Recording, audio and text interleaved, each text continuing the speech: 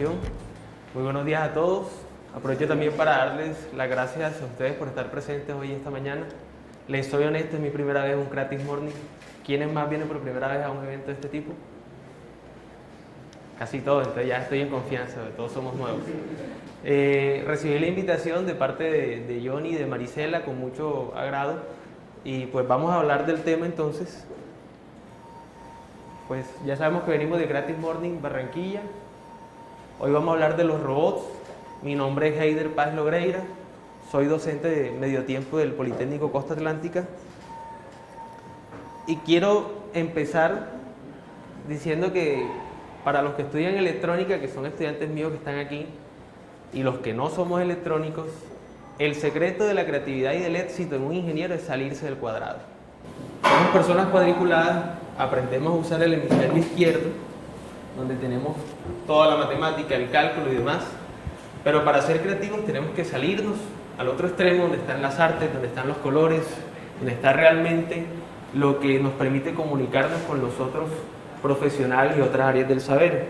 Y la robótica es precisamente eso, es una estrategia de creatividad. Hay una frase muy importante que dijo Steve Jobs, que dice: la creatividad simplemente consiste en conectar cosas.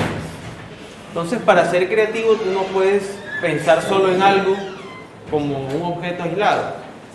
Si vamos a pensar en este caso en robots, tenemos que ser conscientes que los robots interactúan con humanos, con cosas de la vida real, con objetos naturales, y que por ende entonces no lo podemos ver simplemente como un robot. Tenemos que ser creativos y conectar varias formas, varias texturas para ese robot. Y ahorita vamos a ver entonces en qué entornos está la robótica hoy en día y cómo se conecta a ellos. La robótica en sí conecta muchas áreas del saber.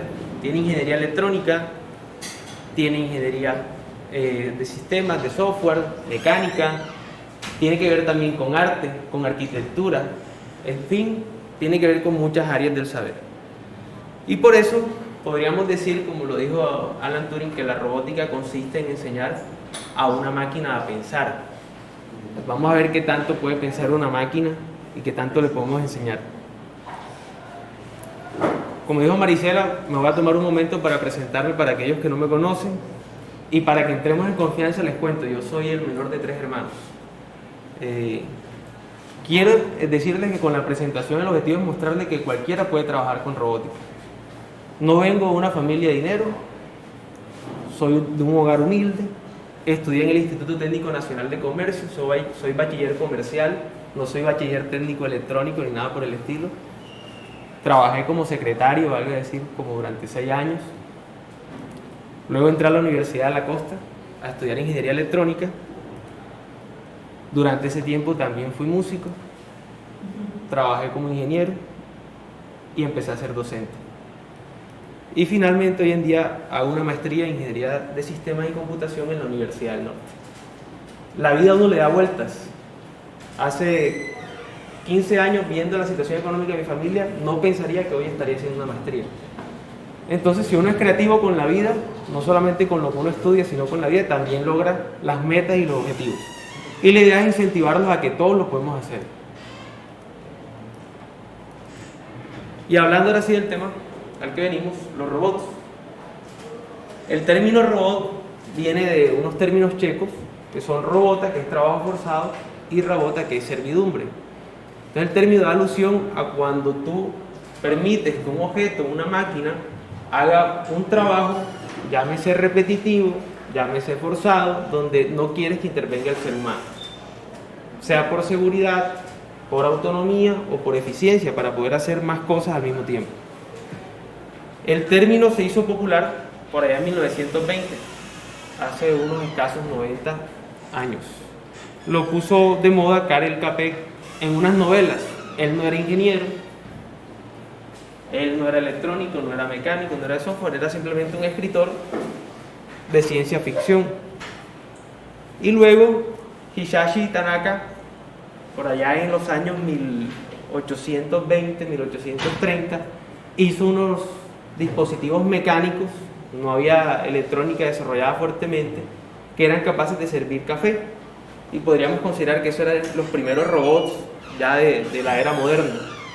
Incluso antes de Cristo también se había hecho ya aves mecánicas que volaban por vapor.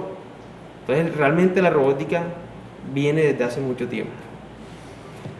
Para decir que es un robot es realmente un ser humano de cables, de resistencias, de condensadores, de una máquina que procesa información.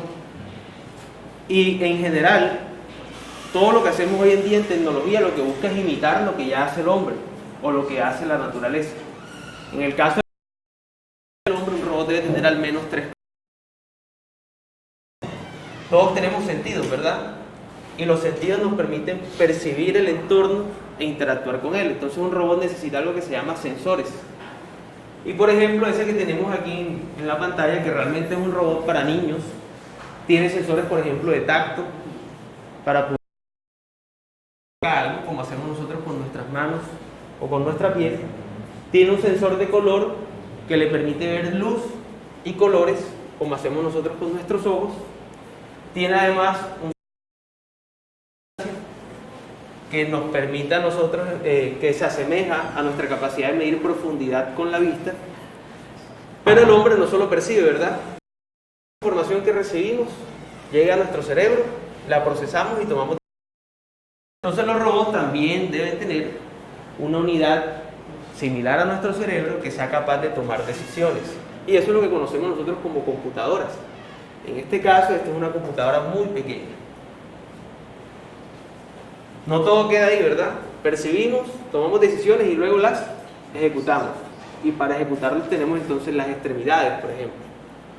Para eso los robots se basan de motores y otros tipos de actuadores que le permiten hacer acción sobre su medio. Entonces un robot es simplemente la imitación de un ser humano en la tecnología. A todos mis estudiantes siempre les digo que si tú quieres hacer algo divertido o algo que divierta a la gente, tú tienes que divertirte haciéndolo. Entonces, si tú quieres que el robot entretenga a la gente, tienes que entretenerte cuando lo hagas. Si no te parece entretenido hacerlo, pues no vas a lograr tu objetivo. Si quieres hacer un juego de Xbox, tiene que ser divertido hacerlo, ¿no? Porque si no, luego cuando la gente lo juegue será aburrido. Igual pasa con la robótica. Entonces es necesario ser creativo para poder hacer robótica. Hoy en día ya la robótica ha trascendido la barrera de la ingeniería. Estamos ya hablando de robótica en la medicina. Eso nos permite hacer telemedicina, nos permite hacer operaciones a distancia con mayor precisión, con mejor tiempo postoperatorio, etc. Entonces, en la bioingeniería también se está utilizando la robótica. Se utiliza también para las investigaciones espaciales. Entonces es más seguro enviar un robot al espacio que enviar un ser humano. Puede durar más tiempo allá, le va a pasar menos incidentes o errores, va a soportar más el ambiente, no va a extrañar a su familia porque no tiene familia, no le va a dar hambre porque no come. Entonces un robot en ese tipo de medios resulta ideal. Y también los utilizamos para hacer acciones repetitivas que le tomarían más tiempo al hombre. El mejor ejemplo de eso son las líneas de ensamblaje de autos. Si nos dedicáramos a ensamblar autos a mano, todos serían costosos como los Lamborghini, por ejemplo, que se hacen en su mayor parte a mano. Pero como ya existen máquinas que hacen muchas de las acciones que realiza el hombre en un ensamblaje de carros, eso hace que los costos se disminuyan, nosotros tengamos acceso a comprar un vehículo. Y seguramente todos en algún momento han visto la película Yo Robot. Entonces los robots han intervenido tanto en la sociedad que se inventaron algo que nos creó un dilema para los que nos interesa entender estas cosas, que son las leyes de la robótica. Las leyes de la robótica buscan establecer unos parámetros o condiciones en las cuales los robots sean seguros de interactuar con los seres humanos. Y los que vieron la película seguramente notaron entonces que el robot no podía atacar a un ser humano, que el robot debía seguir las órdenes de los humanos siempre y cuando la orden de un humano no afectara a otro ser humano, y así por el estilo, ¿cierto? Entonces, ahí vemos que, si vieron la película y si han leído los libros, la robótica no es solo una cuestión de tecnología, sino también de interacción con la sociedad, y eso requiere estudios sociales, requiere estudios psicológicos para poder poner un robot en el medio que lo rodee. Y hoy en día hablamos de los recientes drones, que son objetos no tripulados, que son capaces de navegar, sea por tierra, por aire o por mar, a cualquier punto a cumplir una misión que se le asigne. Esto ha facilitado también que el desplazamiento del hombre sea reducido y sea más rápido hacia un punto que se necesite llegar.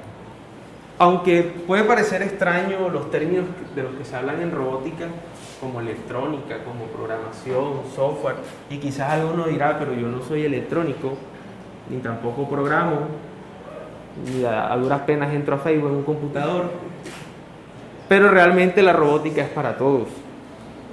Desde niños que utilizan robots como el que vamos a mostrar ahorita, el cual realmente es un juguete de Lego diseñado para jóvenes de 9 a 13 años, que se puede programar mediante un lenguaje muy sencillo como unos bloques que ya vienen configurados y tú solamente arrastras un bloque de motor y dices yo quiero que este motor se mueva. Pero también sirve para jóvenes entre los 13, 17, 18, 19 años que están en bachillerato, los cuales ya pueden programar otros tipos de tecnologías como brazos robóticos con otros lenguajes como Arduino, que es una tecnología muy común hoy en día en electrónica, o lenguajes como C y C++. Pero no queda todo hasta ahí, ¿no? Los más viejos como yo, entonces programamos en Java, aplicamos ingeniería del software, aplicamos ingeniería electrónica y aplicamos ingeniería mecánica en la robótica. Entonces, la robótica sirve para todos nosotros, seamos niños, jóvenes o adultos. Y si tú eres adulto y quieres empezar a programar, pues sencillo, ¿no? Empieza por donde empiezan los niños jugando, ¿no? Y puedes empezar a interactuar con robots. Todo eso nos lleva a una nueva tendencia. Hoy en día hablamos de uno de los robots más interesantes que existen, que son las impresoras 3D, las cuales nos permiten crear objetos similar a como cuando tú imprimías en una hoja de papel, pero ahora con un objeto que tiene una textura 3D, que lo puedes ver y puedes ver su volumen, su tamaño, su forma y su resultado final. Y eso está, de hecho, retroalimentando la robótica. Y más allá, también la bioingeniería, permitiendo hacer implantes ortopédicos para ayudar a las personas a que tengan una mejor movilidad. ¿Cuál es el objetivo realmente de todo eso en la robótica? No es solo apoyar a los seres humanos en sus necesidades, sino también realizar robots que cada vez se parezcan más a los seres humanos. Y ya estamos hablando entonces de que hay piel para robots, que son sensores que perciben la presión, el tacto, las texturas y se las envían a ese procesador, a ese computador. Que tenemos mejores articulaciones motorizadas para imitar las extremidades del ser humano y que en últimas queremos imitar a los humanos, imitarnos a nosotros mismos. Los robots, por ejemplo, hay una entidad que le invito a que conozcan, se llama la FIRA. En esa la ventaja es que como todos son robots, ninguno hace fraude como hizo la FIFA. Y de hecho es la Federación Internacional de Fútbol Robótico, se llama FIRA. Le quitan la segunda F y le ponen una R. El presidente de la FIRA dijo que en el 2050 iba a poner a jugar un equipo de robots contra un equipo de seres humanos, como está la propaganda por ahí de Nike y de Adidas, ¿sí la han visto? Y dijo que efectivamente los robots iban a ganar. Entonces de aquí al 2050 está proyectado que ya vamos a tener robots de ese estilo.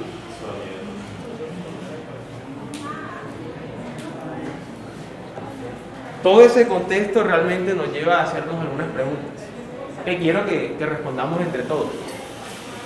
¿Qué consideran ustedes que es lo más difícil de la robótica? O sea, ¿por qué no todos trabajamos con robótica? ¿Cuál es el miedo? ¿Qué nos cohíbe de hacer o trabajar con un robot? Y si nadie alza la mano, les toca a mis estudiantes. César. Yo creo que hay varias cosas.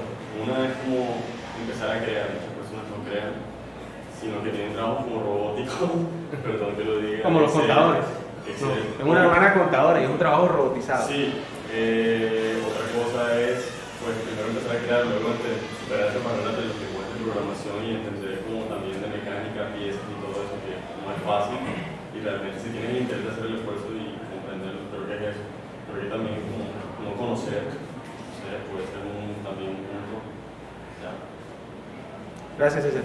La respuesta a eso es tener claro cuál es el camino. Y el camino es que hay que buscar lo más fácil, ¿no? Hay una frase también que dice que la solución que parece ser la más fácil normalmente sí es la más fácil.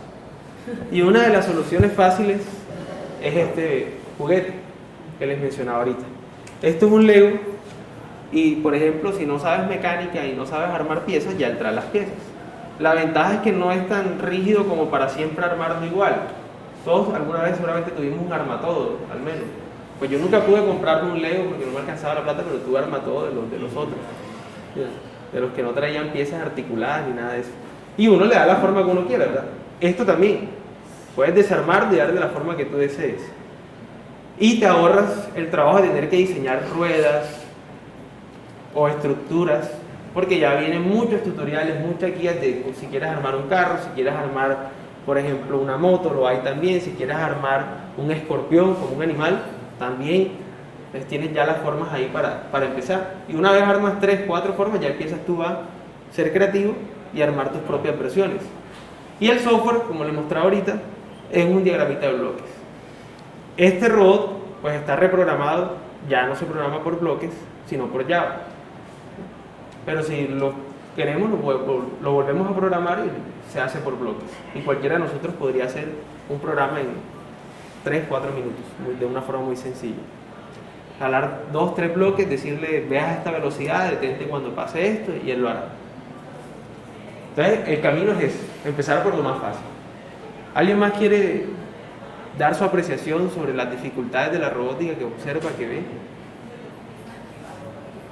la parte de la programación, una persona que no sepa o no tenga conocimientos de robótica, ¿cómo haría?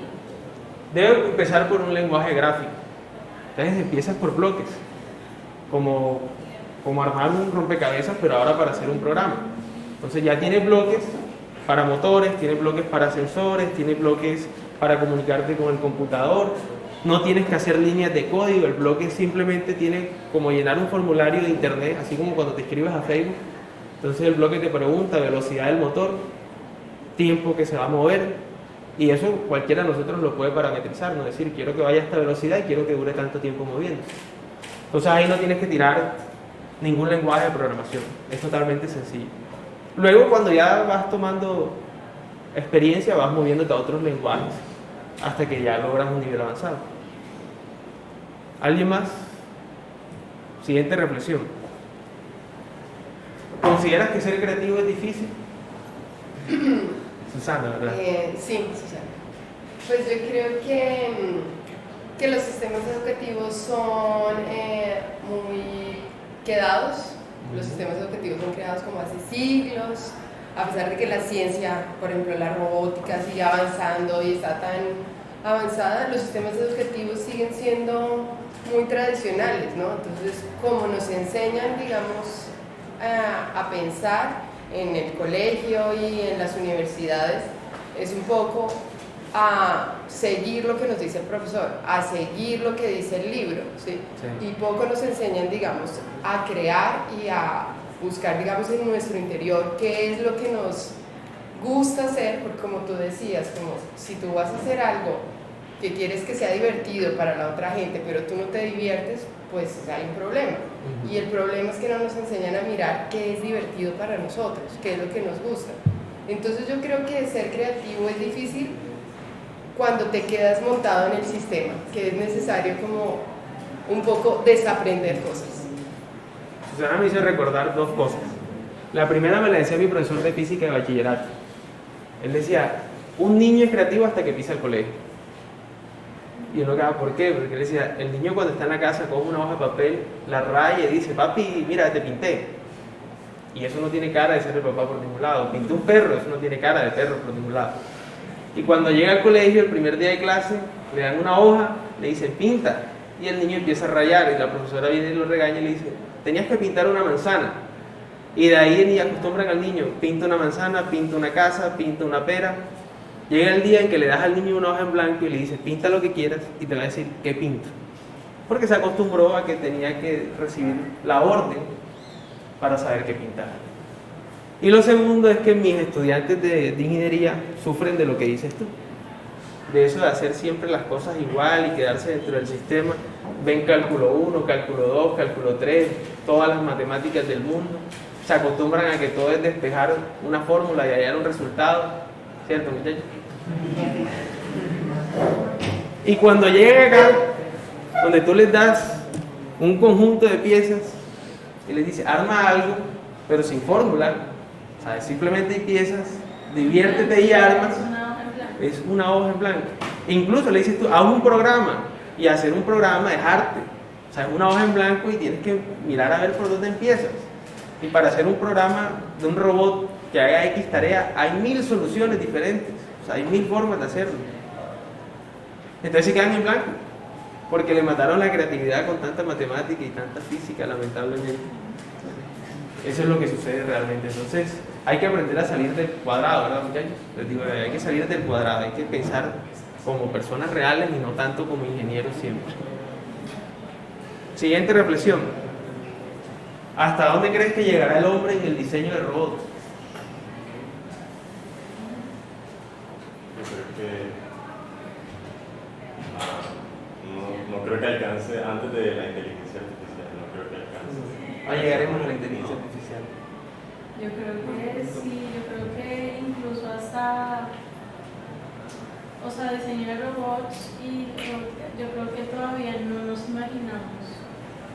Ese límite todavía no está dibujado, aunque hay muchas películas que nos han demostrado que se están haciendo ya cosas que vemos y hemos visto en las películas de hace años, pero digamos a nivel de la medicina, por ejemplo, se están haciendo cosas que aún nosotros no conocemos, pero que ya van más allá de, y a tal punto que ya involucra son dilemas éticos sobre el uso de esa tecnología. O sea, para hablar de hasta qué punto ha llegado en que ya involucra, ya no es si creaste o no creaste, ya está creado y ya eso genera un impacto en la humanidad a nivel ético. Sí. La robótica hoy en día ha llegado bastante lejos. Y por ejemplo, en el caso de impresión 3D, ya tú puedes hacer que una impresora genere la figura que tú deseas, aunque tú no la hayas diseñado. Pasas eso hacia atrás, por favor. Donde si antes tú tenías que tallar una pieza, te demorabas horas. Ahora mientras la impresora lo hace, tú te puedes dedicar a diseñar otras.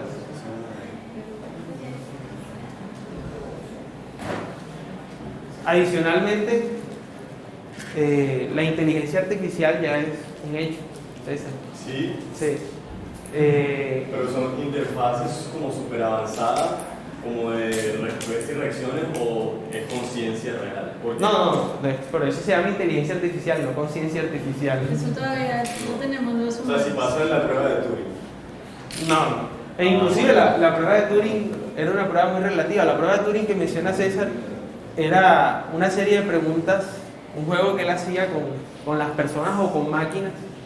Decían que estaba loco por eso, donde se hacían una serie de preguntas para determinar si con quien tú estabas hablando era una persona o era una máquina.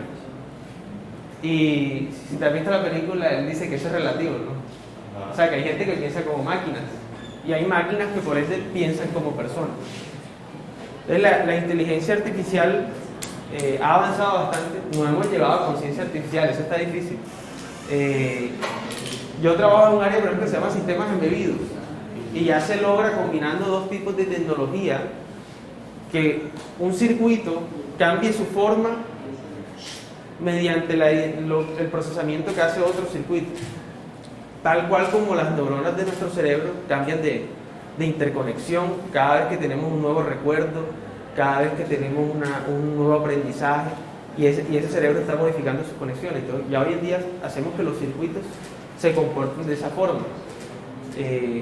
Obviamente llegar a hacer algo que está más allá de lo que es netamente inteligencia, que es como es lo que llamamos conciencia, pues ese es un tema incluso hasta teológico, ético, como decía Marisela, que ya sale de la ingeniería y realmente está interviniendo en muchas personas al respecto, sobre sus puntos de vista. Y los que les gusta el fútbol, ¿a quién la apuestan en el 2050? Yo creo que sí. ¿Ganan los robots o gana el Podrían ganar los robots. Podrían ganar los robots. Hay Se consenso. lanzan, tendrían más táctica de todo a nivel futbolístico. Pero igual fíjate que es posible que ni Si siquiera... tenemos a Tolosa, ganamos nosotros. O gana ella. Marisela. Vamos a escuchar a Marisela.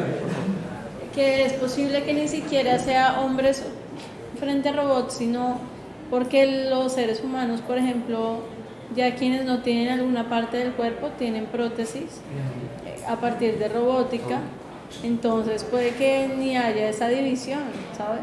Ya somos Porque casi serán androides. equipos, exacto, o sea, como androides frente a humanos completos, por ejemplo, algo así. Hay un secreto. Por lo general lo que vemos en las películas es porque ya se está investigando. Y adicionalmente, lo que ustedes utilizan en los videojuegos es porque ya se usó anteriormente en la tecnología. Esa capacidad que tiene, por ejemplo, que el compañero dice, no, que los robots no se cansan. En el artículo donde el presidente de la FIRA habla de esa competencia entre humanos y robots, explica que, por ejemplo, el hecho de que cuando tú juegas fútbol en alguna consola y el jugador imita el comportamiento de un jugador real y se empieza a cansar y tienes que hacer cambio y sacarlo y meter a otro, eso también va en un robot, porque si no la competencia no sería sana. O sea, siempre habría ventaja, ¿no? O sea, que sería como el comercial de Nike que hacen un Ronaldo, hacen un Messi, y son robots. Y son robots. Y aún así ganan los hombres en los comerciales. ¿Crees que los robots podrán atacar a la humanidad?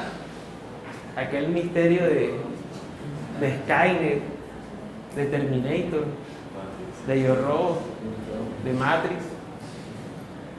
¿Será que algún día pasará eso? Sí. ¿Espitia? La lógica de los programas.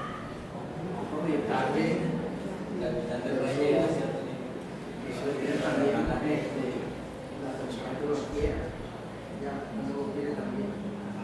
Sí. Las máquinas están pendientes de lo que nosotros hacemos y están aprendiendo de nosotros ya. El mejor ejemplo es Google.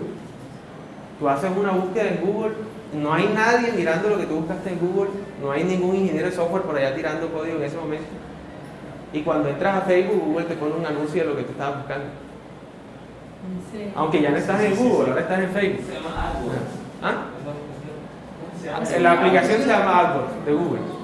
Una vez yo estaba viendo una página, unas cosas de la cámara, y luego veo a mi mamá de computador en, no sé, en Facebook, y cuando veo le salió a ella La cámara. le salió la cámara, un lente, le salió a ella, yo como que ¿qué? Y me lo va a regalar. O sea, le salía en la publicidad. Cuidado. Y ya no hay una persona ya diciendo, César busca una cámara, vamos a mostrar una cámara en Facebook. No, eso lo está haciendo el computador o los computadores de Google de forma autónoma. O sea que de alguna forma la lógica que nosotros le ingresamos a un computador permite que él procese información de forma solo, autónoma, y ejecute resultados a eso. Entonces les dejo esa inquietud de si seremos capaces de llevarlos más lejos y tanto que ellos aprendan más de lo que nosotros les enseñamos y qué podría pasar con eso. ¿Algunas preguntas? Sí, este momento de la charla es importante porque pues se llama preguntas y respuestas, ¿no? Que es ese espacio que dejamos para que alguno de ustedes, de las personas que asistieron, que acabaron de la charla, que esperamos que estén generando muchas preguntas sobre el tema, aprovechen y le hagan las preguntas a Heider o algún comentario, alguna apreciación que tengan en este momento. Tengo una pregunta, un profesor. Listo, bien, buena pregunta. Yo quiero... Lo venden por Amazon. Si lo buscas en Amazon, después te sale en Facebook la publicidad. Que no me lo regalen. En Estados Unidos tiene un costo actual como de $600. De entre 500 y $600. Aquí te lo venden como en 1.800.000. Viene una caja como esa. Y una caja como esta. Bueno, yo la tengo vacía, pero viene con muchas piezas para armar las versiones básicas. Pero si lo compras por Amazon, consigues un mejor precio y te vienen dos cajas. Te viene esa y una caja de piezas adicionales. Y ese ejercicio es muy Pregunta, ¿de dónde nace o cuál es su trascendencia de robot? ¿De dónde nace? de la ¿De palabra. dónde nace el robot y cuál es su trascendencia? Pero a nivel histórico. Sí. Como te decía, los robots empezaron por allá en el año 10 antes de Cristo, con un diseño de una paloma que por vapor era capaz de volar. Pues en aquel entonces no había electrónica. Lo puedes buscar, hay registros históricos de eso. Obviamente no tenemos la paloma, pero sí están los bocetos, los dibujos de cómo funcionaba. ¿Y a qué finalidad queremos llegar con el robot? Listo. La robótica realmente cuando empezó, el objetivo era reemplazar el trabajo forzado humano. Como ves, el término significa el trabajo forzado y servidumbre. Era que si el hombre tenía que hacer acciones en su trabajo o en la vida diaria donde se veía expuesto a situaciones inseguras o requería de mucha fuerza para poder realizarlo, entonces era mejor automatizar ese proceso. En ese entonces ni siquiera pensábamos en robots, pensábamos en simplemente hacer una máquina que hiciera lo que el hombre tenía que hacer. Cuando ya pasamos esa etapa es que empieza el hombre a darse cuenta que los robots pueden ir más allá y empieza entonces a utilizarse en otras áreas como la bioingeniería, incluso algunos, o sea, hay robots que no son físicos, sino solamente programas, así como lo muestra Terminator. Son solo programas que son, por ejemplo, los de Google, les llamamos robots. A los que están dándose cuenta cuáles son las páginas nuevas, de qué tienen esas páginas, que buscas tú, que busco yo, les llamamos también robots. Y no son físicamente un objeto como este. ¿Hacia dónde va